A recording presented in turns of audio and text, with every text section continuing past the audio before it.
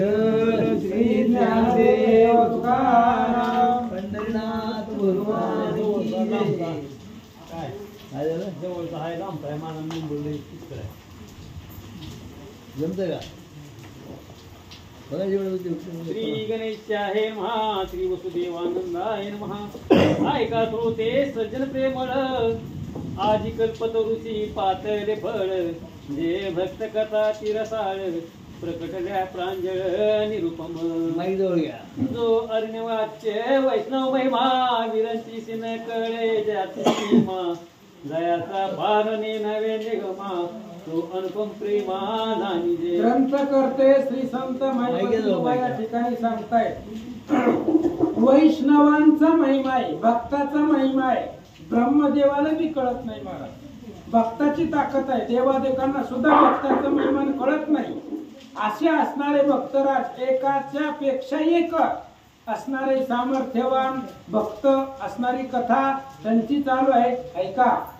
जयाची सत्कर्मेची प्रधान ते अंती पावती ब्रह्मभुवन जे ज्ञागाचरती जाण ते करीती गमन स्वर्गलोकी. आणि जे लोक असणारी सत्कर्म करतायत ती ब्रह्मभुवनाला जातायत आणि जी यज्ञ यागादिक करतायत ते स्वर्गाला जातात असं सांगतात. जे पितरांचे ठाई भाव धरिती ते अंत्य पित्रवासीच विसरती जे जे देवाची हजती ते पद पावती अंती ते. आणि जी लोक पितृ वचन ऐकतात पितृसेवा करतायत ते शेवटी पितृ लोकाला जातात.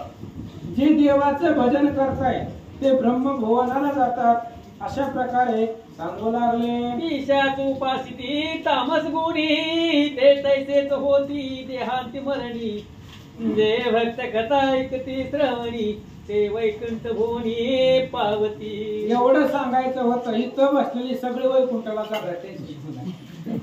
जी लोक असणारे पिशाचं आराधन करतायत ते तसंच होत आहे. पण जी भक्त चरित्र ऐकतात ते वैकुंठाला जातात. भक्तासाठी भक्ताचं चरित्र ऐकणाऱ्यासाठी वैकुंठ भवन रिकाम करून ठेवलं असं सांगतात. त्यांचे संकट देखता नाही ते तात्काळ निवारी चक्रपाणी अंती चतुर्वद रूप धरवणी सायुज सदनी बैसवी. आणि जी लोक भक्त चरित्र ऐकतात भगवान परमात्मा त्यांच्या जवळ येऊन त्यांची संकट निरसन करतो आणि शेवटी सायुज्य नावाची मुक्ती त्या भक्ताला कुणाला जो भक्त चरित्र ऐकतो त्याला सायुज्य नावाची पदवी देऊन टाकतात असं सांगतात. ऐसावर पंढरीनाथे दिदरासे या ग्रंथाचे म्हणून श्रोते सादर चित्ते ऐका श्रवणार्थ दिस प्रीती. आणि अशा प्रकारचं वरदान या ग्रंथाला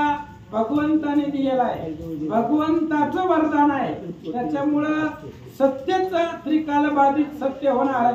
त्याच्यासाठी सगळे जणांनी या भक्त चरित्र श्रवण करा असं सांगतात. मागील ध्यान जंती भावदासीस भेटले रुक्मिणी पती मग ध्यान धरून विरक्ती प्रपंच वृत्ती सांडिली. पाठीमागच्या अध्यायामध्ये आपण ऐकलं भानुदासाला देव भेटले पण कळलाच नाही. आपल्याला बी असंच असतं महाराज. भगवंतांनी दर्शन दिलं पण लक्षात आलं नाही. अदृश्य झाले देव. भेटले त्यांना भानुदासाला आणि देवानं आपली कामं केल्यामुळं कारण भक्त समागमे सर्व भावे हरी न सांगता करी सर्व काम. भानुदासाचं घोडं सांभाळायला सांगितलं होतं का देवाला? न सांगता भगवंत सगळे काम करत असतो. म्हणून भानुदासानं संसार सोडला प्रपंचामधली मन बाहेर काढलं आणि भगवंताचं भजन करत बसले. आता ऐका यावरी निरूपण पंढरी क्षेत्राचा एक ब्राह्मण द्रव इच्छा मनी धरून देशावर अशी चालिला. आणि ऐका आता पुढची कथा सुंदर आहे.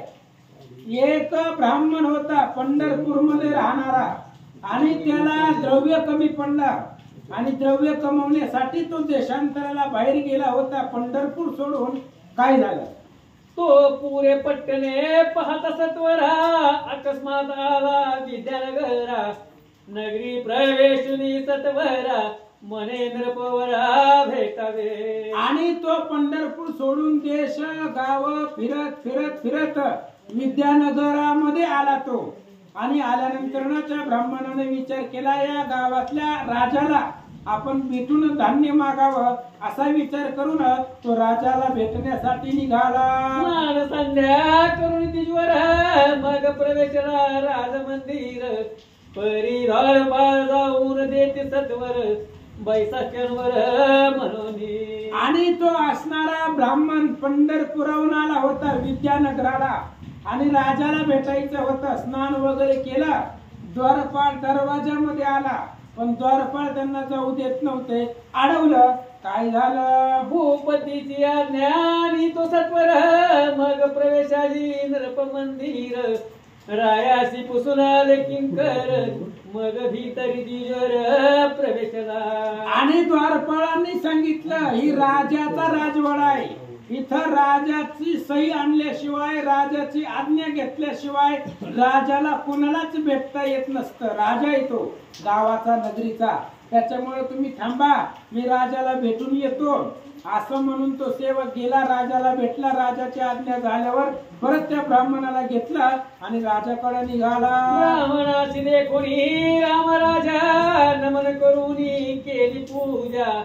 आती उल्हास वाटला तिजा म्हणे धन्य महाराजा धर्ममूर्ती. आणि तो असणारा राजा धार्मिक होता थोडासा. त्यानं पाहिलं ब्राह्मण आलेला आहे. ब्राह्मण आल्याबरोबर त्या ब्राह्मणाला त्या राजानं नमस्कार केला, साष्टांग दंडवत घातला. काय बोलतो ऐका. राजा पुसे त्याच कारण कोठून झाले जी आगमन. काय म्हणी इच्छा धरूनी कृपा करूनी आले ती. आणि मग राजाने विचारलं ब्राह्मणाला, म्हणले कुठून आले, कशासाठी आलेत, गाव कोणतं आहे, कुठं राहतात, कस काय येणं केलं, अशा प्रकारचे प्रश्न राजा त्या ब्राह्मणाला विचारू लागला. आयसे पुसता नृपनाथ ब्राह्मण सांगे उल्हास युक्त. म्हणे पंढरी क्षेत्रातील अति अद्भुत वास्तव ते असे की. आणि राजाने विचारल्याबरोबर त्या ब्राह्मणाने सांगायला सुरुवात केली. म्हणले राजेसाहेब, पंढरी क्षेत्र जगामध्ये विख्यात आहे, प्रसिद्ध आहे. पंढरपूर माहिती नाही असा भारतामध्ये कुणी आहे का.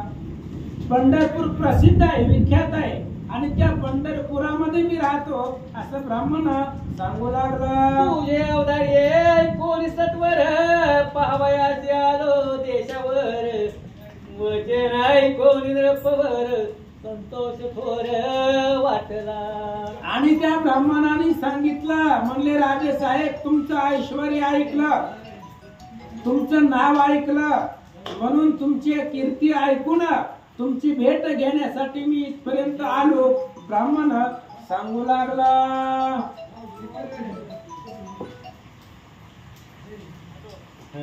घरी यायच्या फोनवर करत दिदीच्या पोतीला आहे.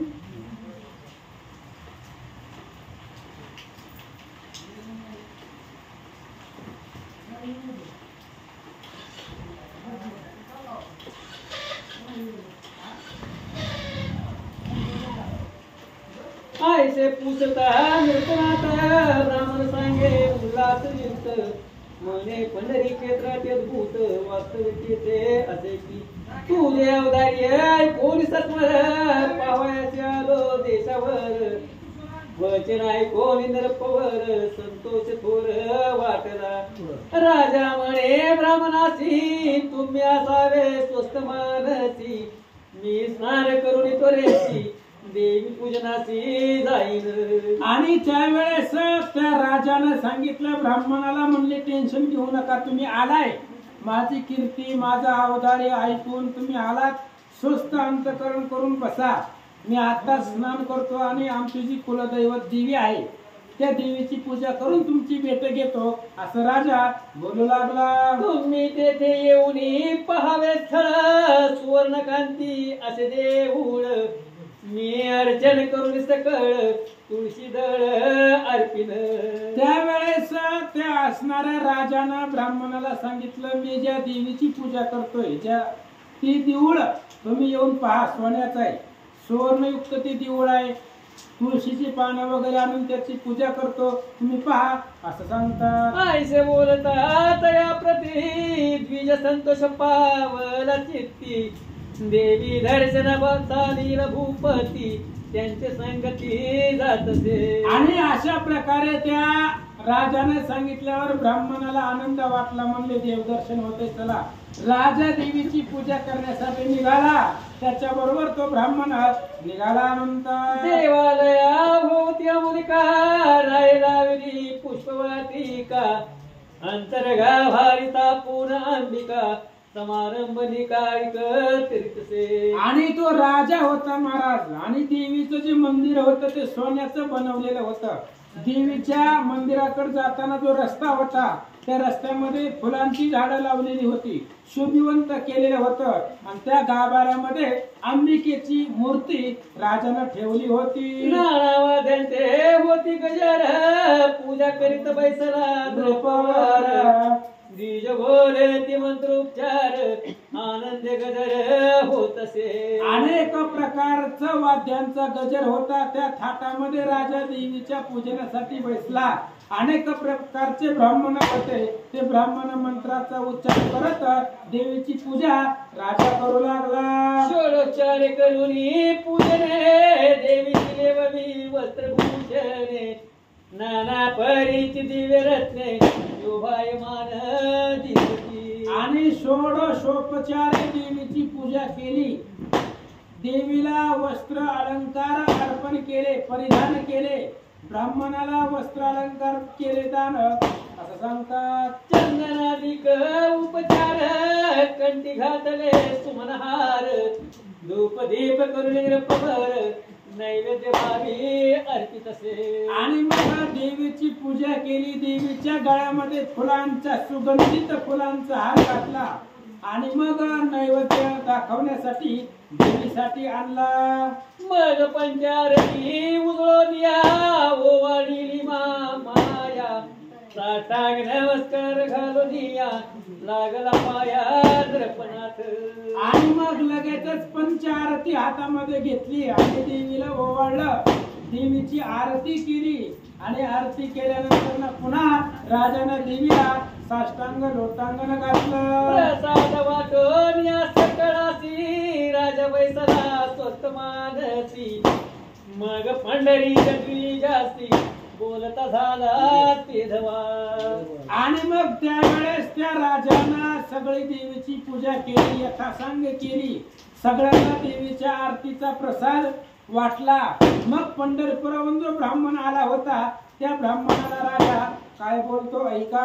म्हणे राजा यायचे दैवत पाही, धुंडिता त्रिभुवन नदीचे काही, आम्ही देखील ऐकले नाही, धन्य नवाई अगाध. आणि त्यावेळेस ती असणारा विप्र राजाला बोलू लागला की जी देवी आहे तुम्ही जिची पूजा केली, सुवर्णाचं मंदिर आहे, सुगंधित आहे, आम्ही अनेक तीर्थ फिरत असतो, पण अशा प्रकारचं मंदिर, अशा प्रकारची देवी आम्ही पाहिली नाही, असं विप्र बोलू लागला. सुंदर देऊळ पहावे नाही, याशी रुपयाचे सारील पाणी, भोवती पुष्प वाटिका लावूनी, पूजित सुमनी जगदंबा. आणि त्या विप्राने सांगितलं अशा प्रकारचं देवीचं मंदिर आहे, सोन्याचं मंदिर आहे, कडनं पुष्प वाटिका आहे, फुलांची सुगंधित हार आहे, आणि अशा प्रकारची जगदंबेचं मंदिर आहे, अशा प्रकारचं तो विप्र बोलू लागला. विद्यानगरीचे सकळ जन, येती घ्यावया दर्शन, देवीसी लावले प्रधान जन, निजांगे पूजन करीत असे. राजा त्या विप्राला सांगू लागला आमच्या गावामध्ये काय ऐश्वर्य आहे, ही जी देवी आहे ह्या देवीच्या पूजनासाठी आरतीला अख्खं गाव येतंय, देवीच्या आरतीला अख्खं गाव इथं येतं, आणि मी स्वतःच्या हातानं या देवीची पूजा करीत असतो. अशा प्रकारे तो राजा ब्राह्मणाला सांगू लागला. तुम्ही राहता पंढरीची, तेथे तो महिमा नसेल ऐसी, राजा यायचे पांडुरंगाची, विचार तयाची नसती. राजानं सांगितलं मी जसं देवीची पूजा करतोय, जेवढं देवीचं ऐश्वर्य आहे तेवढं तुमच्या पांडुरंगाचं नाही. मी जेवढं देवीचं पूजा करतोय, देवीच्या आरतीला अख्खं गाव येतंय, तेवढं तुमच्या पांडुरंगाकडे नाही म्हणले सामर्थ्य, तेवढे पांडुरंगाची पूजा होत नसेल असं राजाचं बोलणं ब्राह्मणानं ऐकलं. दुर्बळ ब्राह्मण करीती पूजन, ते कैसे वस्त्रभूषण, ऐकून राम राजाचे वचन, विप्र निज मनी क्रोधावला. आणि त्या राजानं सांगितलं, म्हणले त्या पांडुरंगाची पूजा कोण करताय? ब्राह्मण करताय. आणि ब्राह्मणाकडे कुठलं वस्त्र अलंकार सोनं देवीला त्या पांडुरंगाला दान केला. आम्ही देवीची पूजा करतो तो रोज देवीला नवीन वस्त्र अलंकार देतो, तसं तुम्ही पांडुरंगाला काय देता? असं बोलल्यानंतर त्या ब्राह्मणाला राग आला. मग म्हणे गा नृपनाथा, पंढरी दृष्टीसी न देखता, आपुलीच थोरी मनसी देवता, अभिमान व्रता धरोनी. मग त्याने सांगितलं, राजा तू कधी पंढरपूरला आलाय का? तू पंढरपूर डोळ्यानं पाहिलंय का? पंढरपूर न पाहता, पांडुरंगाला न पाहता तू पांडुरंगाची निंदा का करायलाय? तुझी देवी श्रेष्ठ आहे, तुझ्या देवीवरती भाव आहे, मान्य आहे, पण पांडुरंगाला न पाहता त्याची निंदा का करायला? असा तो ब्राह्मण राजाला बोलू लागला. देऊळासी रुपयाचे दिधल पाणी, त्याचे भूषण सांगसी जनी, आमचे क्षेत्र सुवर्ण कोंदणी, गेला रचुनी विश्वकर्मा. अरे बाबा तू काय सांगायला लागला? तुझ्या देवीच्या मंदिराची थोरवी, थोड्याशा पुष्प वाटिका काय लावल्या, सोन्याचं देवीचं मंदिर काय केलं, एवढी थोरवी तू देवीचं वर्णन करायला?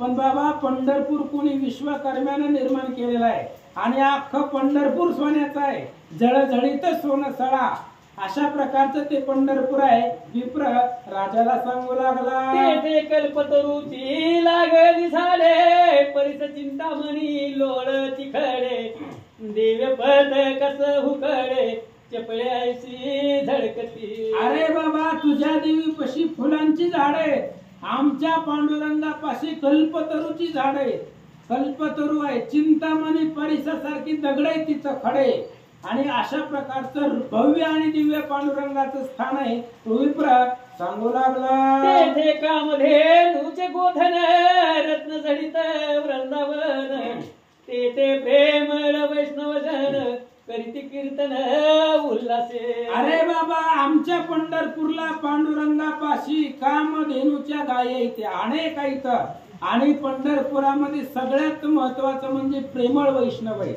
प्रेमळ भक्त पंढरपूरला आहेत आणि पांडुरंगाचं कीर्तन सदोदित करतात. असं तो विप्र राजाला सांगू लागला. चंद्रभागा मृतवाहिनी, जे सकळ तीर्थाची स्वामिनी, दर्शनेच मुक्ती होती प्राणी, वैकुंठ भोनी पावती. अरे बाबा त्या पंढरपूरला गेल्यावर चंद्रभागा आहे, भीमा आणि चंद्रभागा, आणि ती असणारी चंद्रभागा जगातल्या सगळ्या तीर्थाची माता आहे, सगळ्या तीर्थाची स्वामिनी ती चंद्रभागा आहे. चंद्रभागा जरी डोळ्यानं पाहिली तरी तो जो पाहणार आहे तो वैकुंठ भुवनाला जातो, एवढं सामर्थ्य चंद्रभागेचं आहे. विप्र सांगू लागला. तिलोत्तमा येऊन सुंदरी, नृत्य करीती गरुड पारी, गंधर्व गाये होतच द्वारी, नाद अंबरी कोदटे. आणि त्या असणाऱ्या पांडुरंगाच्या मूर्ती पुढं रंभा तिलोत्तमा स्वर्गाचं भूषण आहे, आणि त्या स्वर्गातल्या भूषण अप्सरा येऊन गरुडाच्या जवळ तीर्थ नृत्य करतायत. अशा प्रकारचं सामर्थ्य त्या पांडुरंगाचं पंढरीचं आहे. असं विप्र सांगू लागला. ऐसा देवादी देव रुक्मिणीकांत, क्षीरसागरी होताना देत, तो पुंडलिक देखोन निज भक्त, आला त्वरित त्या ठाया.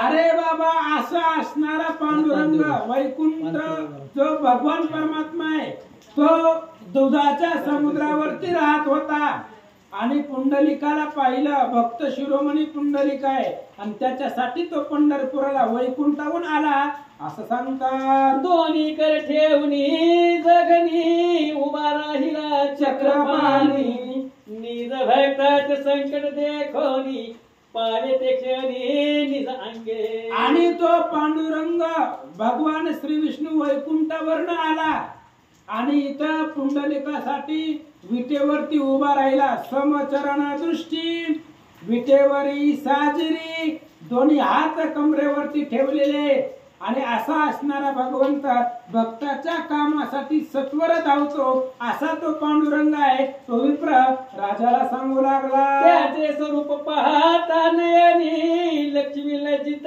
झाली मनी, कोटी सूर्य जातील पोनी मुकुटावरून तयाच्या. अरे बाबा, तो असणारा पांडुरंग परमात्मा आहे. त्या पांडुरंगाचं स्वरूप पाहिल्यावर लक्ष्मीला सुद्धा लाज वाटेल, एवढं स्वरूप त्या देवाचं आहे. आणि असा असणारा भगवान परमात्म्याचा मुकुट आहे, त्या मुकुटावरती कोटी सूर्याचं तेज झळकतंय, असं सांगू लागले. सावळा सुकुमार शारंगधर कास कसी लापितांबर, दिव्य कुंडल मकराकार त्रिमुख मनोहर साजिरे. आणि कासेला करदोळ आहे, कमरेला पितांबर आहे, डोक्यावरती मुकुट आहे, कानामध्ये मकराकार कुंडले, अशा प्रकारचा माझा भगवान पांडुरंग परमात्मा आहे. विप्र सांगू लागला, ज्याचे नाम हिरडशी एकांती जपे कैलासवासी, श्रुती शास्त्र वर्णित जयासी परिवीरांची सीने नवे. अरे बाबा, असा असणारा तो पांडुरंग विटेवरती उभा आहे. ज्या देवाचं भजन महादेव सदोदित करताय, अहर्निशी महादेव ज्याचं भजन करताय, तो पांडुरंग आहे.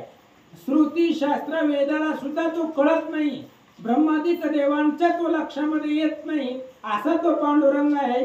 विप्र सांगू लागला, सहस्रमुखे स्तवन प्रीती शेष करिता झाला निभूती, जीवाची ऋण दुखंड होती मग निवांत स्थिती राहिला. हजार मुखाचा शेष आहे, आणि त्या शेषानं भगवंताचं वर्णन करायचं ठरवलं. जीवेचे 2 तुकडे झाले तरी भगवंताचं वर्णन करता आलं नाही. मग तो स्वस्थ बसला, असं स्वरूप माझ्या देवाचं आहे. सांगू लागला, पांडुरंगाईसे दैवत आणि पंढरी ऐसे पुण्यक्षेत्र, चंद्रभाग्याईसे पावन तीर्थ नाही दिसत त्रिभुवनी. अरे बाबा राजा, काय तू देवीचं वर्णन करायला लागलाय? तुझ्या पांडुरंगा सारखा दैवत जगामध्ये नाही, पंढरपूर सारखं क्षेत्र नाही, आणि चंद्रभागे सारखं तीर्थ या जगामध्ये नाहीये. ही एवढं श्रेष्ठ आहे, असं तो विप्र सांगू लागला. हे दृष्टीसी अधीन पाहता आपुलेच भूषण सांग शिवरता, राजा तुझे कुलदेवता हे माझ्या चित्तान एकी. आणि त्या विप्राने सांगितलं, राजा तू पंढरपूरला कधी आला नाही, पांडुरंगाला कधी डोळ्यानं पाहिलं नाही, आणि तू तुझ्या देवीचंच वर्णन करायला लागला. तुझीच देवी श्रेष्ठ म्हणायला आणि आमच्या पांडुरंगाची निंदा करायला. एकदा पंढरपूरला या, मग तुझ्या देवीचं सामर्थ्य काय आणि आमच्या पांडुरंगाची ताकद काय तुझ्या लक्षामध्ये येईल. हे नित्य पंढरीसी येऊन करीत असे सडा सावधान, ऐसे बोलतात ब्राह्मण क्रोधायमान नृपनाथ. त्या विप्राने सांगितलं, राजा तू ज्या देवीचं वर्णन करत होता ना, तीच देवी पंढरपूरला रोज सकाळी येते आणि पांडुरंगाच्या पुढे सडा समर्थन करते. तुझी देवी, ज्या देवीचं तू वर्णन करायलाय, ती देवी माझ्या पांडुरंगाच्या पुढे झाडून काढते. राजाच्या समोर बोलत होता महाराज, घाबरायचं नाही. बघा, राजाला त्याची देवी श्रेष्ठ वाटते, मान्य आहे, पण त्याच्या देवीमुळं पांडुरंगाची निंदा केली. आपल्या देवाची जर कोणी निंदा केली, राजानं 4च ओव्या सांगितल्या देवीबद्दल, पण विप्रानं किती सांगितल्या? 10-15 ओव्या सांगितल्या महाराज. म्हणजे पांडुरंगच श्रेष्ठ आहे जगामध्ये, बाकी सगळी त्याचे अंश आहे. जगामध्ये श्रेष्ठच देव आहे भगवान परमात्मा, आणि त्याचं सामर्थ्य पंढरपूरला येऊन बघा असं बोलल्यावर, किंवा तुझी देवी माझ्या पंढरपुरा पांडुरंगा पुढे झाडून काढते असं बोलल्यावर राजाला भयंकर राग आला. मग आता राजा त्या ब्राह्मणाला काय बोलतो उद्या ऐकू. कुंडली कवरधारी विठ्ठल श्री ज्ञानदेव तुकाराम. कुंडली गौरवारी विठ्ठल श्री ज्ञानदेव तुकाराम. पंढरीनाथ भगवान की जय.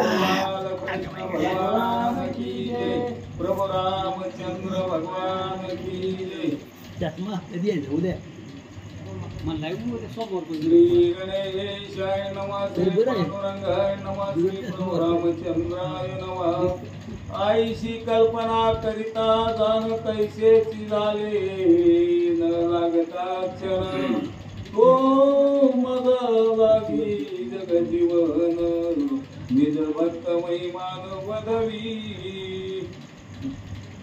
ग्रंथ करते श्री संत महिपती बुवा या ठिकाणी सांगतायत कथेचं अनुसंधान राम राजा त्याचं नाव आहे आणि तो राजा पंढरपूरला आलाय कशासाठी आलाय ब्राह्मणानं जसं वर्णन पंढरपुराचं केलंय तसंच आहे का पण जर नसलं तर त्या राजाला त्या ब्राह्मणाला मृत्यूदंड द्यायचा असं राजाने ठरवलं होतं का ठरवलं होतं तर माझ्या देवीचा अपमान केला होता मी जिची पूजा करतोय तिला तू दासी म्हटला होता म्हणून त्या राजाला भयंकर राग आला आणि तो राजा पंढरपूरला आला आल्याबरोबर कृष्णा पांडुरंगानं रुक्मिणीला बोलवलं म्हणजे असं असं घडलंय मग आता काय करायचं रुक्मिणीनं सांगितलं वैकुंठ जाणं म्हणले पंढरपूरला वैकुंठात जेवढं तुमचं सगळं आहे किंवा द्वारकेतच सगळी संपदा घेऊन या पंढरपूरला आणि जसं ब्राह्मणानं वर्णन केलंय तसं राजाला दाखवा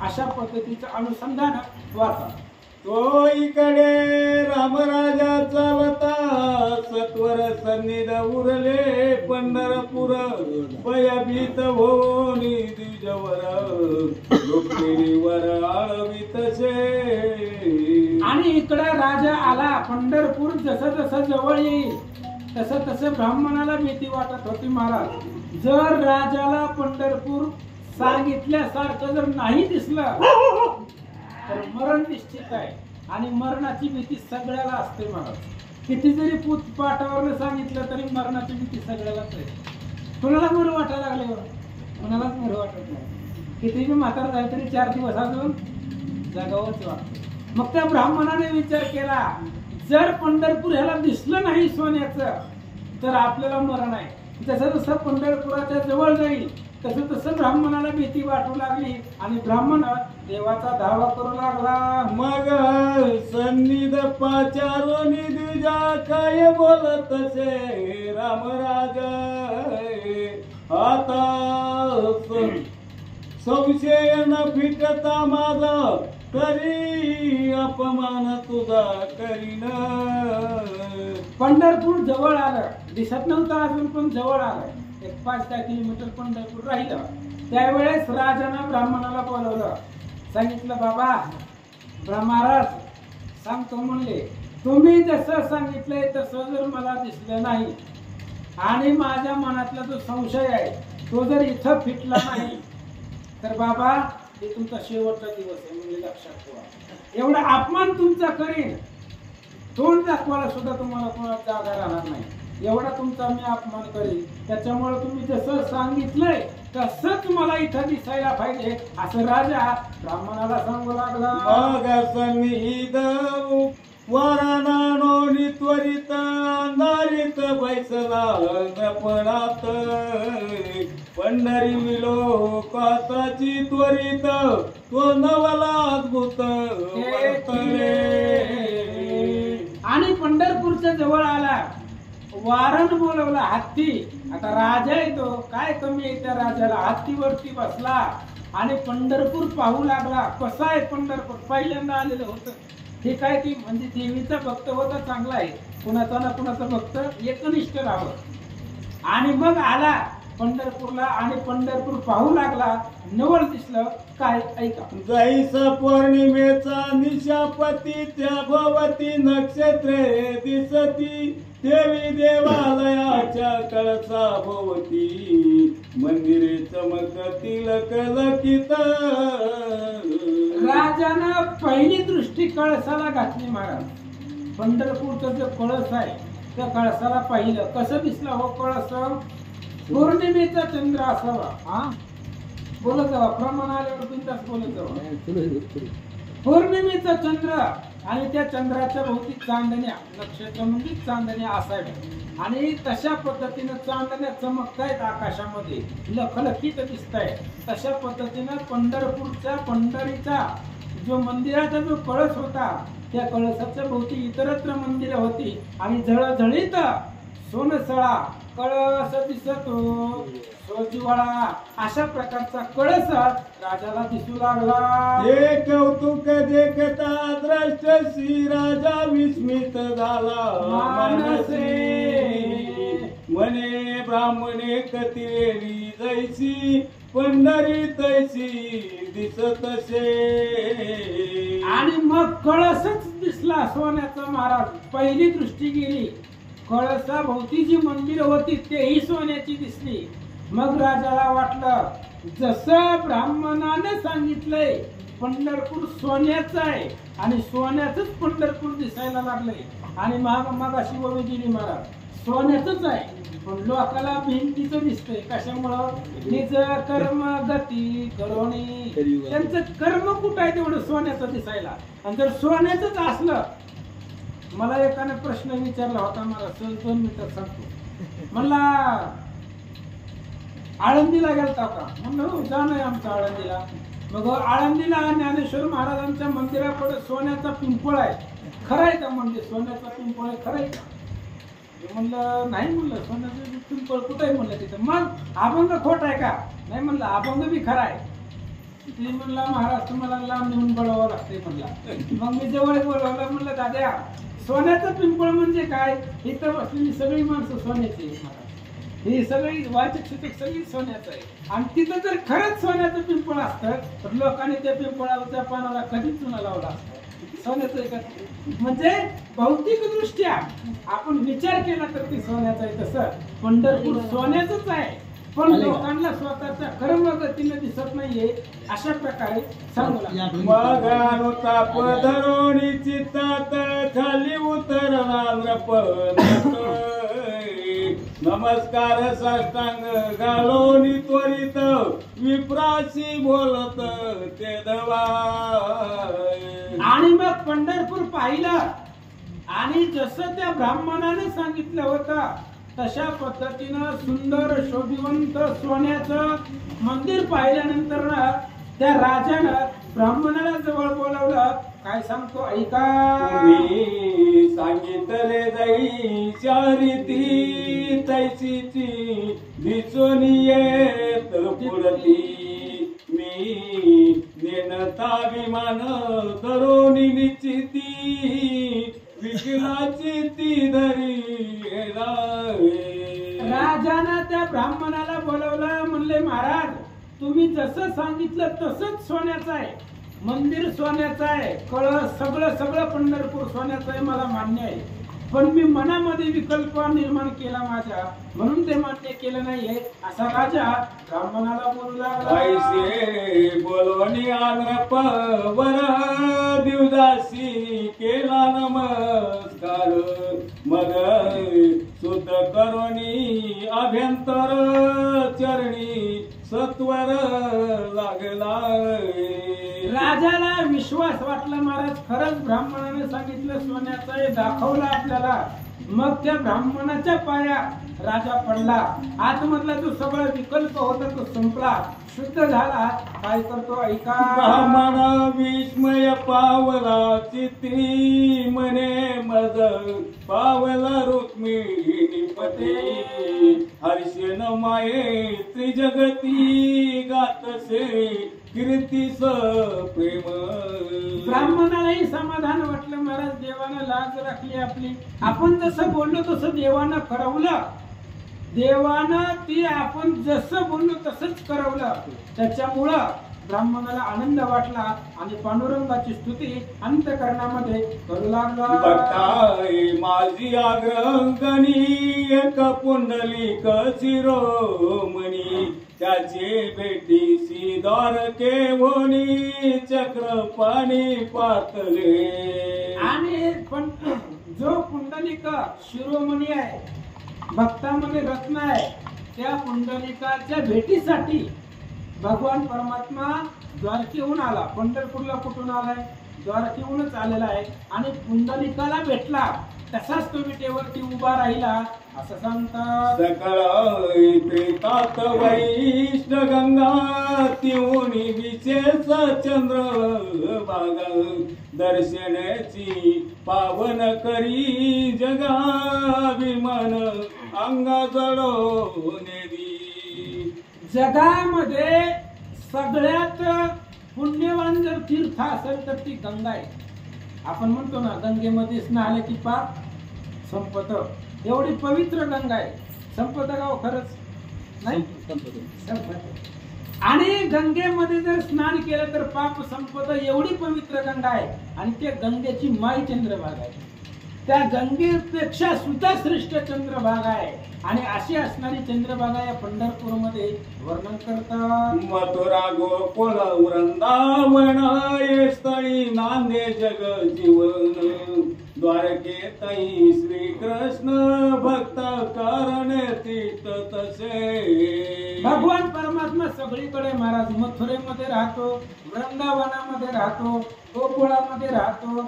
या ठिकाणी कृष्ण आहेत कारण या ठिकाणी कृष्णाचं वास्तव्य आहे. मथुरेमध्ये जन्म झाला, गोकुळामध्ये वाढला, वृंदावनामध्ये क्रीडा केली, रासक्रीडा.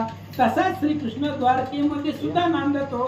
तोच श्रीकृष्ण द्वारकेचा पंढरपूरला आहे असं सांगतात. क्षेत्रीचे महिमान अनुपम दिसते मज ऐसा ब्राह्मण निर्लज होऊन गातसे गुण निज प्रेमी. अशा प्रकारचा तो ब्राह्मण पांडुरंगाचं वर्णन आपल्या मुखानं करत होता. आणि वर्णन करत असताना निर्लज्ज करायचं महाराज. इथं लाज धरायचं नाही. लाज भय शंका दुराविला मान. आपण पोतीला येताना चपला बाहेर सोडतो का आतमध्ये आणतो जवळ बाहेर सोडतो तसंही सगळं बाहेर सोडायचं. लाज भय शंका सोडून द्यावं लागतंय. परमार्थात लाज कशाला. निर्लज्जपणे परमार्थ करायचा. आणि तोच तो ब्राह्मण करत होता. टाळ मृदंग अनोळणी त्वरित समारंभ करी नृपणात मिळवून या वैष्णव भक्त गजर करीत स्वानंदे. आणि त्या ब्राह्मणानं अजून एक सांगितलं होतं राजाला.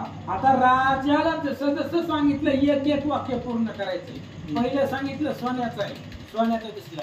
दुसरं सांगितलं पंढरपुरामध्ये प्रेमळ वैष्णव आहे, प्रेमळ भक्त आहे. आणि ते सदोदित पांडुरंगाचं वर्णन करतायत. ती 2 नंबरचं ब्राह्मणाचं म्हणणं.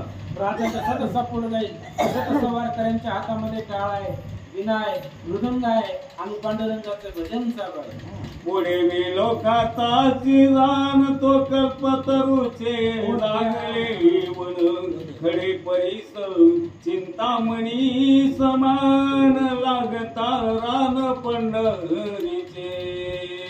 ब्राह्मणानं सांगितलं होतं काल तुझ्या देवीच्या पुढे फक्त पुष्पवाटिका आहे बाबा. कशा फुलांचे बाग आहेत फक्त देवीच्या मंदिराच्या पुढे. आमच्या पंढरपूरला य कल्पतरूची झाडं येत, चिंतामणीची दगड येत असं बोलल्यावर. आणि ती जसं ब्राह्मणानं सांगितलं तसं राजा पुढे निघाला. पाहिल्यावर खरोखरच कल्पतरूची झाडं होती महाराज. परिस आणि चिंतामणीची दगड होती तिथं. आणि ही असणारा राजा पाहू लागला. कामधेनू ऐशा उदंड गाई बोवत्या सतीत ये राजा विस्मित होऊन या पाही म्हणे धन्य नवाई आघाद. पुन्हा ब्राह्मणानं राजाला सांगितलं होतं कामधेनू सारख्या गायी पंढरपुरामध्ये असंख्य आहे. राजा पुढे निघाला तर राजाला तेच दिसलं. कामधेनूच्या गायी पंढरपूरमध्ये तिथं दिसल्या, अनेक दिसल्या. मग राजाने सांगितलं जशा पद्धतीनं वर्णन केलं होतं द्विजानं त्याच्या परिस कितीतरी सुंदर दैदिप्यमान तेजस्वी पंढरपूर राजा पाहू लागला. ब्राह्मणाचा धरून हात भूपती पुणे विलोकित तो पंढरी क्षेत्र लखलखित पाता दीपत नेत्रपाती. आणि राजानं ब्राह्मणाचा हात धरला आणि पुढं कारण सगळे संशय फिटेपर्यंत हात सोडायचा नव्हता. जर कुठं खोटं दिसलं तर म्हणून हात धरला. पुढे गेला पांडुरंगाच्या समोर गेल्यावर तर असणारा पांडुरंगाचा जो कळस होता, कळस लखलखित होता. कालच सांगितलं होतं ब्राह्मणानं, कोटी सूर्याचं जेवढं तेज आहे तेवढं येतात डोक्यातल्या मुकुटावरती. आणि अशा पद्धतीने सांगितल्यावर पाहिलं तो असणारा भगवंताचा मुकुट, डोळे दिपून गेले. तेवढं पाहायचं सामर्थ्य राजाला होईना असं सांगतात. तरुवरी बैसोनी आपत्ती याती निज छंदे गायन करीती हंस मयूर नृत्य करीती सप्रेम गाती उल्हासे. ही कल्पतरूची झाडं होती आणि त्या कल्पतरूच्या झाडावरती वेगवेगळे प्रकारचे पक्षी त्या असणाऱ्या झाडावरती किलकिलाट करतायत आणि अशा प्रकारचं सुंदर स्वरूप पाहू लागला. तपस्वी करीती अनुष्ठान ब्राह्मण करीती वेद अध्यायन विष्णू भक्त करीती कीर्तन मृदंग विने घेऊनी. राजा पाहू लागलाय आणि राजानं जे पाहिलं तेच सांगायले. जी तपस्वी लोक होते ते तपश्चर्या करत होते, जे ब्राह्मण लोक होते ते आपलं पोथी वाचत बसले होते, ब्राह्मणाला दुसरं काय. आणि जे वैष्णव होते, जे भक्त होते ते टाळ मृदुंग लावून देवाचं भजन करत बसलेले राजा पाहू ठाई ठाई सभा करो निदाना नृत्य करीती देव अंगणा येते तटस्थ येऊनी नयना विषयक जना भुलविले. काल त्या ब्राह्मणाने सांगितलं होतं स्वर्गातल्या रंभा अप्सरा माझ्या पंढरपूरच्या पुढे नृत्य करतोय. तेच राजानं पुढे पाहिलं, स्वर्गातल्या देवांगणा येऊन पांडुरंगाच्या पुढे नृत्य करत होत्या आणि विषयी लोक जे आहेत, विषयिक जे आहेत त्यांना भुलवण्याचं काम त्या स्त्रिया करत होत्या असं सांगतात. संत बैसोनी ठाई ठाई आत्मचर्चा बोलती पायी अनुभवे तरी न हो तेही आलंगिन देती येरा. संत बसलेले होते. पुढे राजा पाहू लागलाय. जे जे राजाला पाहिलं ते सांगू लागले. संत बसलेले होते आणि संत पंढरपुरामध्ये बसल्यावर काय करणार, गप्पा गोष्टी आत्मचर्चा करत होते, वेगवेगळ्या अध्यायावरती बोलत होते, वेगवेगळ्या भगवंताच्या स्वरूपावरती चर्चा करत होते आणि एकमेकांना आलिंगन देत होते. राजा पाहू लागला. चंद्रभागेशी अष्ट उत्तर शत तीर्थ येऊन या मूर्ती मंत स्नान करोनी पावन होत दृष्टीसी पात नृपणात. राजा पाहू लागला. चंद्रभाग आहे आणि त्या चंद्रभागेपाशी चंद्रभागेच्या पात्रामध्ये स्नान करण्यासाठी जगातली जी एवढी सगळी तीर्थ होते, सगळी ती सगळी तीर्थ मूर्तिमंत, मग ते गंगा असू द्या, यमुना असू द्या, सरस्वती असू द्या, त्रिवेणी संगम असू द्या, सगळे तीर्थ चंद्रभागेमध्ये मूर्तिमंत स्नान करत असताना राजा पाहू लागला. एक कणकाचे रचोनी वृंदावन त्यावरी बैसविले रत्न कोंदन दिवे देवोनी वस्त्राभरण करीती पूजन नर नारी. आणि सोन्याचं आसन स्नान झालं. ती तीर्थ जगातली जी तीर्थ आहे ती तीर्थ मूर्तिमंत आले.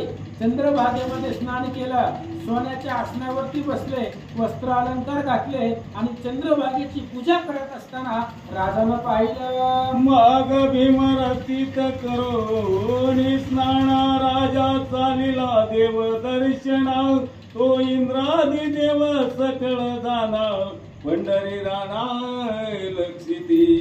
काल ब्राह्मणानं एक शब्द एक ना एक आहे पण इथं काल ब्राह्मण जे बोलला होता. काय सांगितलं होतं काल ब्राह्मणानं? इंद्राधिक ब्रह्मदेव सगळे देव लोक त्या पांडुरंगाला पाहण्यासाठी तिथे येतात. तुझ्या देवीला फोन वळखायले त्या पांडुरंगाला पाहण्यासाठी ब्रह्माधिक देव येतात पंढरपूरला. राजानं चंद्रभागेचं स्नान केलं आणि पुढे निघाला तर जसं ब्राह्मणानं सांगितलं होतं इंद्राधिक देव पंढरपूरला आलेले राजानं पाहिलं. अष्टसिद्धी सकळ दासीनी झांगे रावती देवा पासी दया माझी अकस्मात राजाईची राये दृष्टीशी आणि पंडित पांडुरंगाच्या पुढं अष्टमहासिद्धी राबत होत्या, सेवा करत होत्या, झाडून काढणं, सडा संवर्धन करणं, अष्टमहासिद्धी देवी पांडुरंगाच्या पुढे राबत होत्या. राजा जवळ गेल्यावर राजाचीच देवी होती राजाई नावाची, आणि तीच देवी तिथं झाडून काढत होती. ती राजानं बघितलं महाराज, आणि राजानं बघितल्यावर त्याच्या देवीला काय बोलतो ऐक. म्हणे विद्यानगरी आरती तो पूजनी, त्याची ये आमुची कुळ स्वामिनी. ती पंढरीची झाडी तसे अंगणी, विस्मित मनी नृप. राजानं आपल्या देवीला ओळखला आणि राजाने विचार केला, मी ज्या देवीची पूजा करतोय, जी माझी कुलस्वामिनी आहे, तीच राजाई देवी इथं झाडून काढायला लागली, पांडुरंगाच्या पुढे झाडून काढते. त्याच्यामुळे राजाला आश्चर्य वाटलं. असं सांगतात, उदो शब्द मनोनी ते समयी, राजा तीस उसेलव लाई. मने माते तू किमर्त ये ठाई, निजांगे पाही झाडी रायाच्या. देवीला बघितल्या बरोबर राजानं देवीच्या नावाचा जय जयकार केला, उदो म्हणून सांगितलं. आणि राजाने सांगितलं, आई साहेब इथं काय करायला, विद्यानगर कुठे ती सोडून इथं कशाला आला? विद्यानगरामध्ये मी तुमची भक्ती करतोय, तुम्हाला पाहिजे ती उपचार तिथं तुमच्या सेवेमध्ये हजारो दासदासी काय विद्यानगरामध्ये, आणि इथं तुम्ही झाडून कसं काय करताय म्हणले पांडुरंगाच्या समोर. असं राजाला त्याच्या देवीला विचारल्यावर त्याचीच देवी राजाला काय सांगते ऐक. मग भावानी उत्तर देत तयासी, तुवा व्यर्थची आणता धरली मानसी. मज ऐशानंत दासी, येती पंढरीची राबावया. त्या राजाच्या देवीने सांगितलं, राजा तू विनाकारण अभिमान धरलाय, अभिमान धरून तू पांडुरंगाला जे बोलला ते मला तरी कुठं पडलं, कारण तू जे पांडुरंगाला बोललो ते आम्हाला, पांडुरंग आमचा स्वामी आहे, आम्ही त्याचे दास आहे, पांडुरंग आमचा मालक आहे. बघा, रावणानं रामाची निंदा केली होती, पण महादेवाला ती पटत नव्हतं, अजिबात पटत नव्हतं. आणि तसं तू पांडुरंगाची निंदा केली ती मला तरी कुठं पटलंय, तू अहंकार धरले. अरे माझं सोड रे बाबा, माझ्यासारखे अनंत दासी जे आहेत जगातले देवी देवता ते इथं राबत आहेत, इथं राबण्यासाठी येत आहेत, असं त्याची देवी राजाला बोलू लागली. पुंडलिकाच्या अंगणी सकळ कीर्ते घालती लोळणी. मग पवित्र होऊन तक्षणी, वाती पाणी निज अंगे.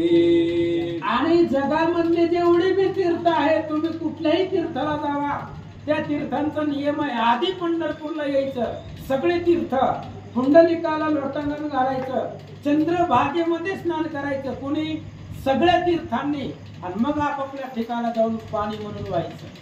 ही सगळ्या तीर्थाचं सामर्थ्य आहे, म्हणून सगळ्या तीर्थाची स्वामिनी चंद्रभागा आहे. काय सांगितलं मी, जगातले जे जेवढे तीर्थ आहेत त्या चंद्रभागेमध्ये स्नान करून ते पावन होत आहे, आणि मग जगाला पावन करतात.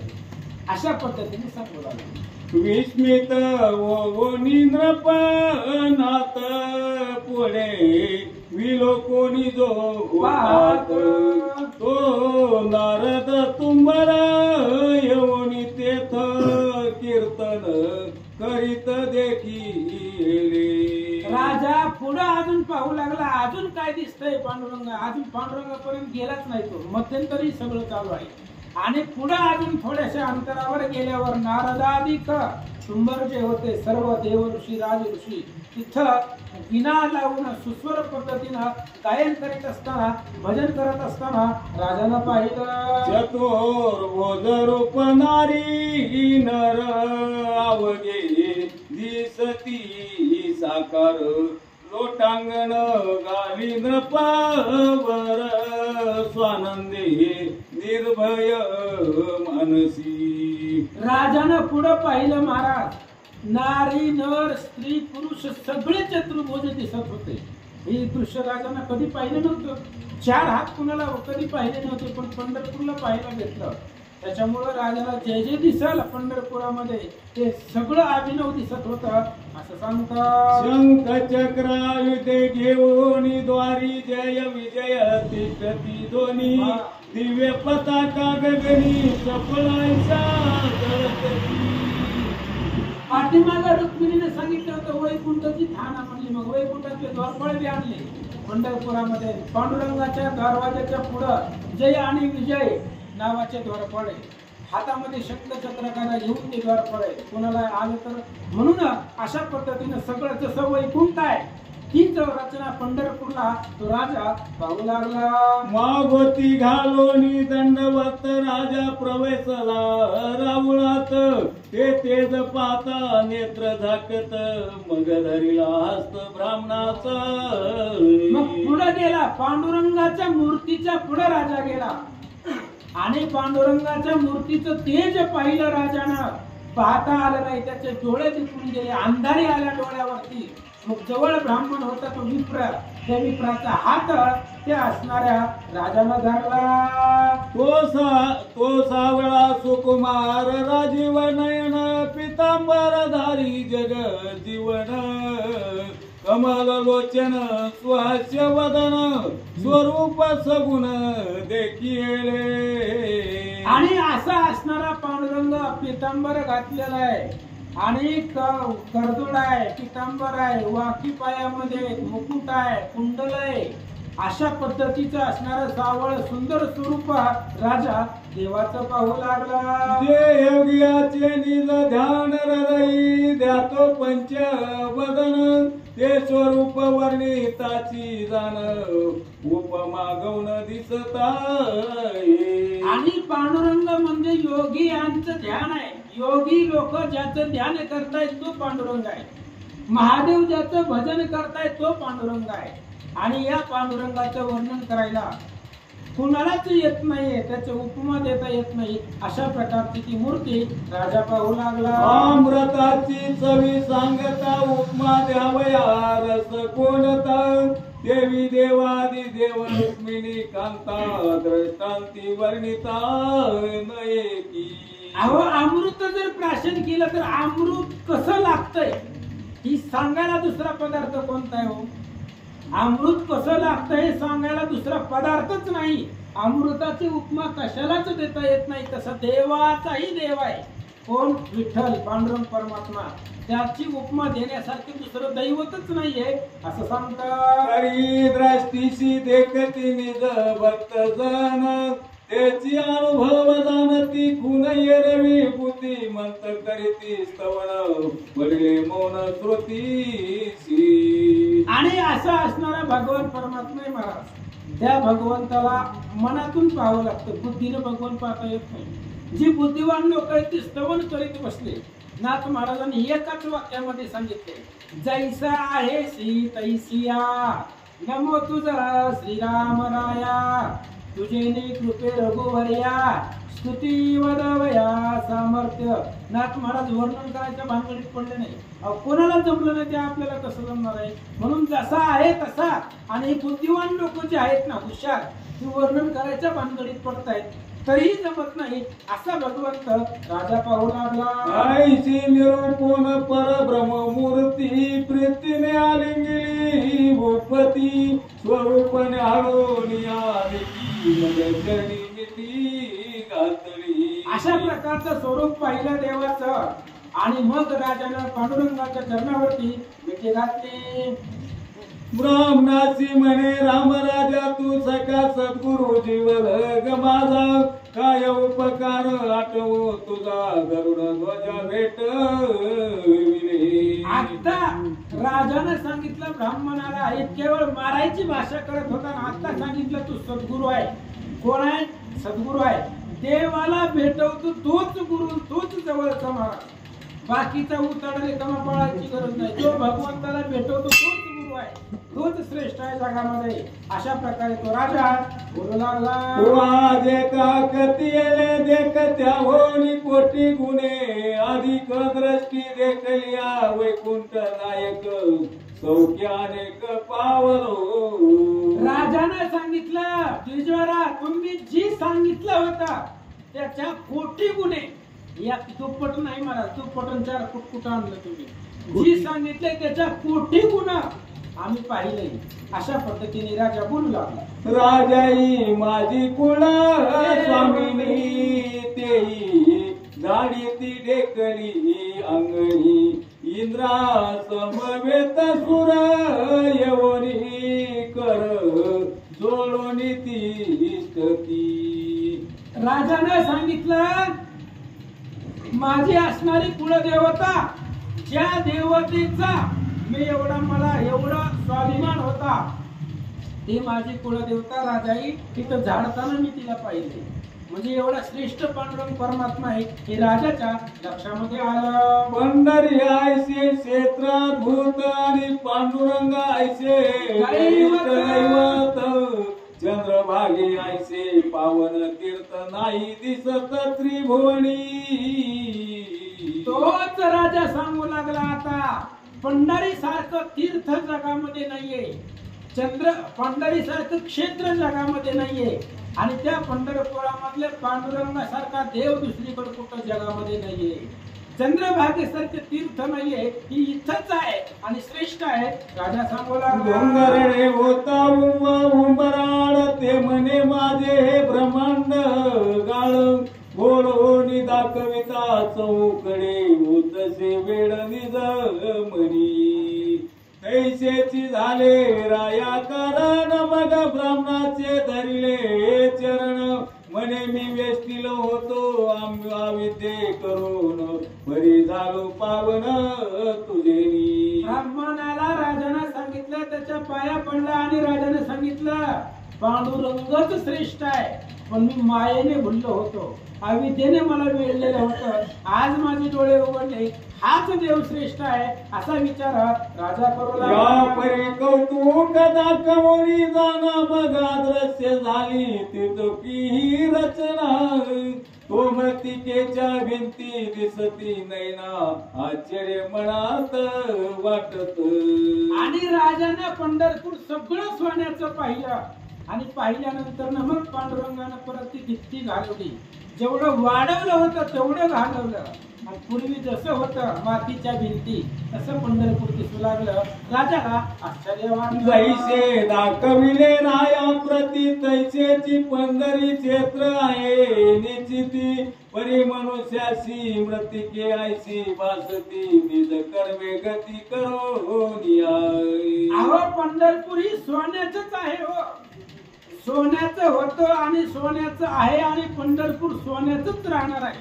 पण ती लोकांना मातीचं दिसतंय, दगडाचं दिसतंय, सिमेंटचं दिसतंय ते भिंती, कारण लोकांचं तेवढं कर्म नाहीये. कर्माच्या गतीला लोकांना ते सोन्याचं दिसत नाहीये, पण ते सोन्याचंच पंढरपूर आहे असं सांगतात. सांप्रत आपणा जैसे दिसत तैसेची देखे नृपणात विस्मित होऊन या मनात म्हणे चमत्कार बहुत देखील. आणि राजाने पाहिलं पंढरपूर जसं वर्णन केलं होतं संकलित तसंच आहे, म्हणून राजाला आश्चर्य वाटलं. राजा विचारी आपले म्हणे आता व्यर्थ कासया पुजावी भवानी. सन्निध क्षीरसागर टाकोरी सरिता जीवनी कानावे. राजाने विचार केला आता आपल्या कुलदेवतेचं पूजन बंद, आता पांडुरंगालाच न्यायचं तिकडे. आता पांडुरंगाला पंढरपुरात कशाला ठेवायची, आता आपल्या कुलदेवतेच्या जागेवर पांडुरंगाला न्यायचं आणि त्याची पूजा तिथं करायची. रोज आपल्याला यायला जमतंय का पंढरपूरला, देवालाच तिकडे न्यायचं. म्हणून आता दुधाचा समुद्र घरी असताना बाकीच्या नद्याची काही गरज आहे, तशा पद्धतीने आता पांडुरंगालाच पुजायचं असा विचार राजा करून. अमृत सरोवर देखील पाही दिव्य औषधी कासया घ्यावी. कल्पतरू सन्निध सोनी पाही बाबुल छाई का बैसावे. हत्तीच्या परीस टाकोनिया धातू आदी व्हावे. कासया कामधेनु घ्रासी आलिया ज्या कासया पुजावी. ग्रही प्रकटता सूर्यनारायण मग दीपकासया सरसावणे देवी झालिया पांडुरंग दर्शन देवी उपसना कस कासया राजानं सांगितलं आता आपण देवीची पूजा करायची नाही, पांडुरंगाची करायची. पांडुरंगाचं दर्शन झालं, आता देवीचं आपण त्या ठिकाणी आराध्य करायचं नाहीये अशा पद्धतीने सांगू लागले. आईशे म्हणून राम राजा प्राप्तीचे गरुड ध्वजा म्हणे देवादी देवा वैकुंठ राजा मनोरथ माझा पूर्विका.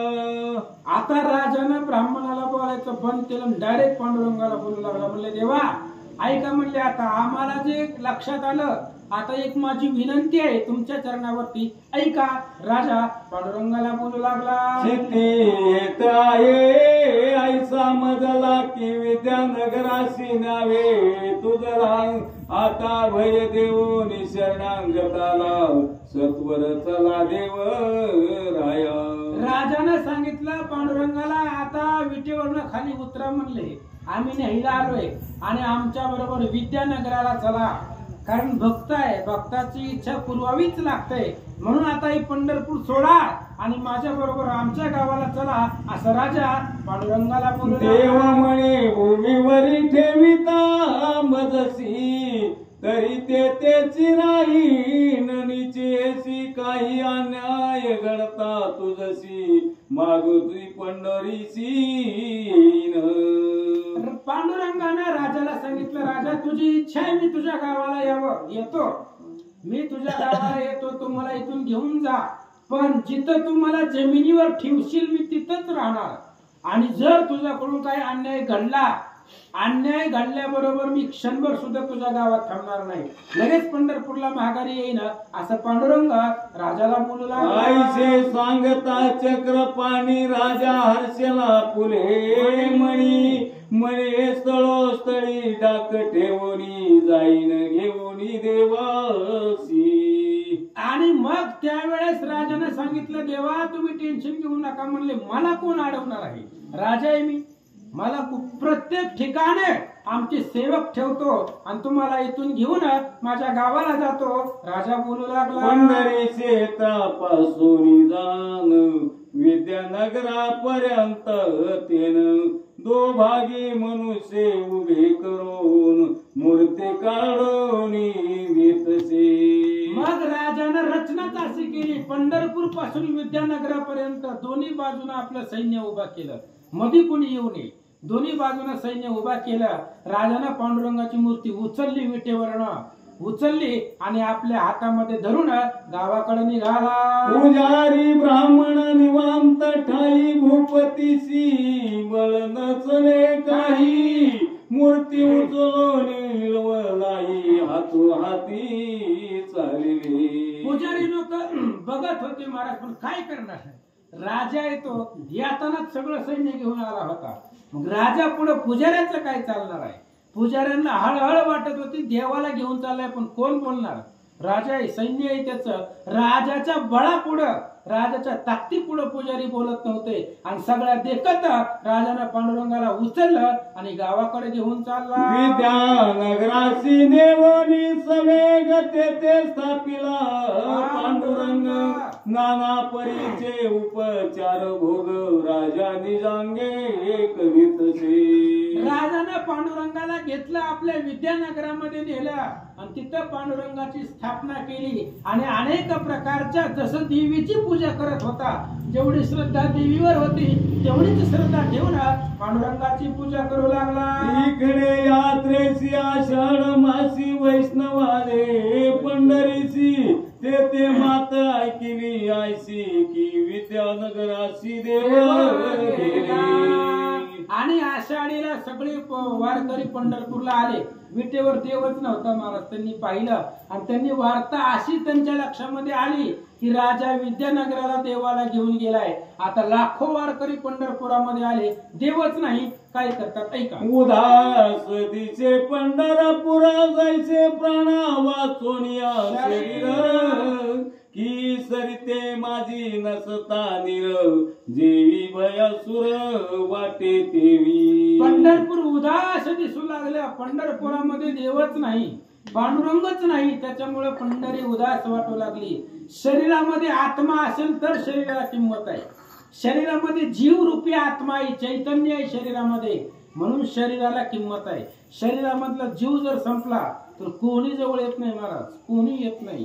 तसं नदीमध्ये पाणी आहे म्हणून नदीला किंमत आहे, अशा प्रकारे सांगू लागले. की इंद्रपा वाचोनी सैन्य संपत्ती की चंद्र वाचोनिया नक्षत्र जाती नातरी भ्रतारा विनपती व्रता सती निडळ दिसती जनात देवी विद्यानगरासी गेलिया हरी अवघी उदास दिसे पंढरी संत महंत गरुडा पारी येऊनी सत्वरी बैसले. संत सगळे असणारे वारकरी, लाखो वारकरी पंढरपूरला आले. आषाढी एकादशी होती पण पांडुरंगच नव्हता तिथं. पंढरपूर पांडुरंगाशिवाय उदास वाटत होतं. सगळी तिथं असणाऱ्या महाद्वारामध्ये येऊन थांबली.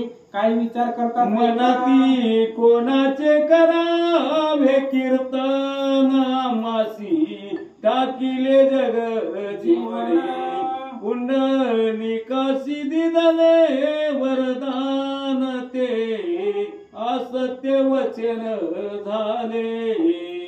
आणि मग संत मंडळींनी विचार केला, इथं देवच नाही तर भजन कुणाचं करायचंय. आपण पांडुरंगाच्या पुढे कीर्तन करतो, पांडुरंगच नाही तर कसं कीर्तन करावं.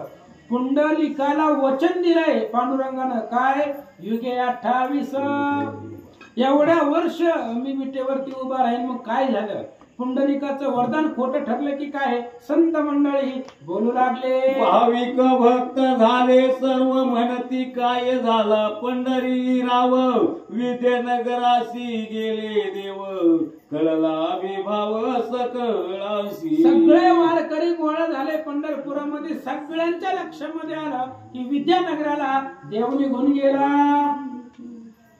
संत साधू वैष्णव जन एकमेकाशी बोलती वचन विद्यानगरासी कोणी जाऊन रुक्मिणी रमण. आता सगळे संत मंडळी चर्चा करू लागले पण बोलून प्रश्न मिटत नाही, करावं लागतंय. विचार केला कोणीतरी एकानं जावा आणि पांडुरंगाला घेऊन या, कारण पंढरपुरामध्ये पांडुरंगाशिवाय शोभा नाही. त्यामुळे जावा कोणीतरी, पण कोण जाणार वाचा. आईचे एकमेकाशी बोलती वचन परी कोणीच न देती आश्वासन म्हणती पुंडलिकाशी गेला उपेक्षून तो आमुचे नये सर्वथा. सगळेजण हाळाळ करू लागले पण कोणीच ठामपणे सांगणार की मी आणतो देवाला. का सांगणार, त्याचं एक कारण होतं मला. ज्या देवानं पुंडलिकाची उपेक्षा केली ही वारकऱ्याचं ऐकणार आहे का देव. म्हणून आश्वासन देत नव्हती वारकरी लोक. पुंडलिकाला जर याने किंमत नाही, त्याचं वरदान खोटं ठरवलंय, मग आपलं काय ऐकणार आहे. म्हणून कोणी ठामपणे सांगत नव्हतं, आश्वासन देत नव्हते. काय झालं, एक बोलती प्रति उत्तरी आमुचा प्रवेश नये राजमंदिरी नपासी व्रतांत कळेल जरी तरी शिक्षा करील की. एक वारकऱ्याने सांगितलं, बाबा आम्ही काय वारकरी आहेत, आम्ही जर विद्यानगराला गेलो राजाला कळल्याबरोबर मारील ती. राजा आहे ती, राजाच्या मंदिरामध्ये तिथं आमचा प्रवेश नाही, पांडुरंगापाशी जाता येत नाही, मग आणायचं कसं विचार. संत मंडळी एक दाविती निर्गुण भाव आपुले देईच आहे देव चित्ती नसताची अनुभव बोलती वाव आत्मज्ञानी. आता काही लोक अभ्यासानं बोलू लागले, म्हणले देव सगळीकडे आहे, ह्यांना आणता येत नाही म्हणून बोलू लागले. देव सगळीकडे आहे, आपल्या शरीरामध्ये भगवंत आहे, अशा पद्धतीने सांगताय. सायलेंट करा मोबाईल, सायलेंट करून टाका.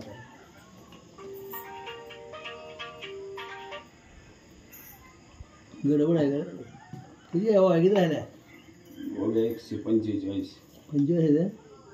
एक धाविती निर्गुण भाव आपुले देईच आहे देवाची तीन नसताची अनुभव बोलती वाव आत्मध्यानी एक म्हणती ईश्वर इच्छेने जे जे जैसे येईल घडून ते ते दृष्टी पाहावी आपण तळमळ कोणी न करावी. एकाने सांगितलं बघा जास्त तळमळ करू नका, जास्त लोड घेऊ नका. ईश्वराची सत्ता आहे, त्याच्या अधीन जग आहे, त्याच्यामुळे त्याच्या कृपेनं जसं होतंय तसं होऊ द्या. उगाच त्या ठिकाणी टेन्शन घेऊ नका, काळजी करू नका असं सांगतात.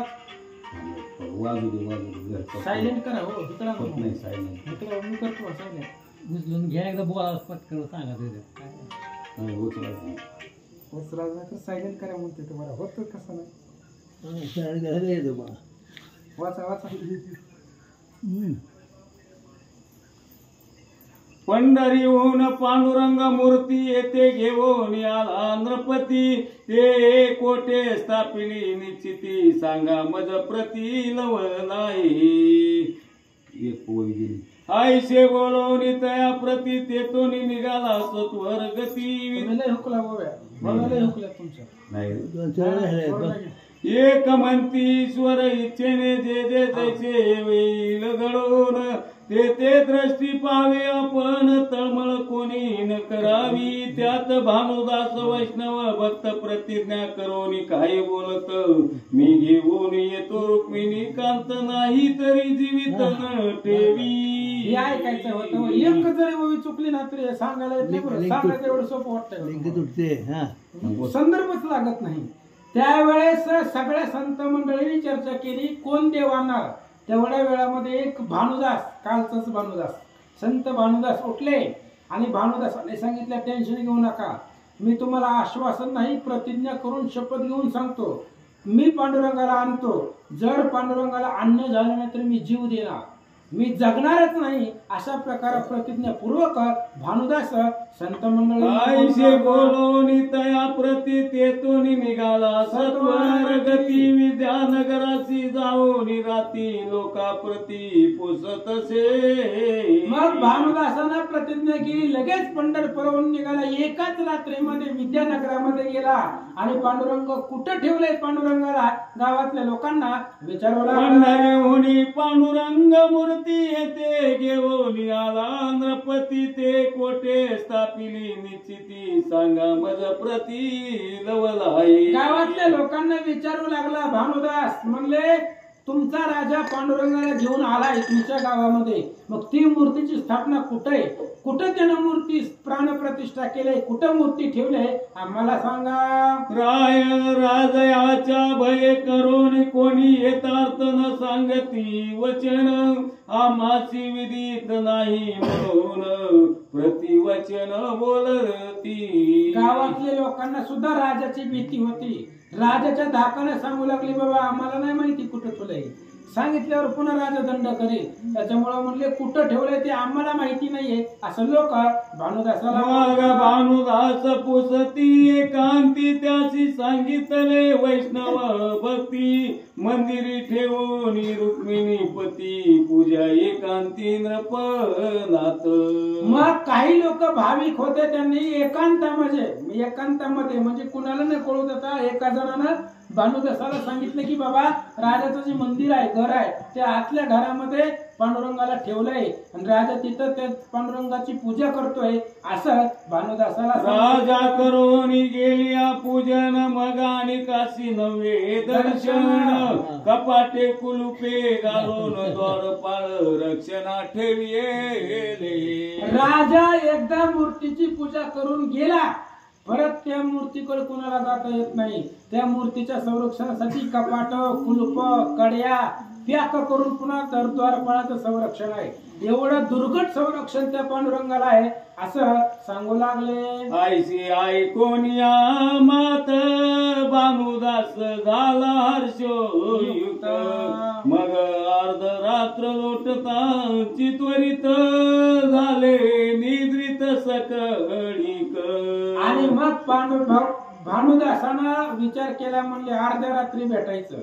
हनुमंताने विचार केला अर्ध्या रात्री भेटायचं सीतेला, एक लोकांतात नाही भेटायचं, देवाला एकांतातच भेटावं लागतंय, तेव्हा काम होतंय.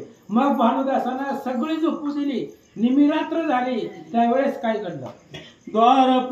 द्वारापाशी येताची जाण कुलुपे गळाली, न लागता क्षण भानुदासात प्रवेशोन घातले न मन साष्टांग. ज्यावेळेस मध्यरात्र झाली त्यावेळेस भानुदास जसा जसा पुढे जाईल तसा तसा कड्या कुलप ऑटोमॅटिक उघडू लागली. महाराज तो भक्त आहे, भक्तासाठी देवाचं उघडं असतं दरवाजा. आणि द्वारपाळांवर सुद्धा मोहन टाकलं भगवंतानं. द्वारपाळ घुरू लागली, तिथं झोपी गेले आणि भानुदास पांडुरंग मूर्तीच्या समोर गेला. स्वरूपदृष्टी निहाळून आलिंगन दिदले, प्रीती करून कंठ सद्गदित होऊन देवासी विनवन करीतसे. आणि मग पांडुरंगाच्या मूर्तीच्या पुढे गेला. कोण? भानुदास. स्वरूप पाहिले देवाचं, हात जोडले आणि आता देवाला काय काय बोलतोय. कारण आज आधी होत नाही, अजून 150 व्हायचे. थोडं नाही त्या भानुदास आणायचं एवढं सोपं आहे काय? कुठं नाही पुन्हा. हा पुंडलिकवर श्री ज्ञानदेव तुकाराम. एवढं थोडं राहिलं, 45 म्हणले.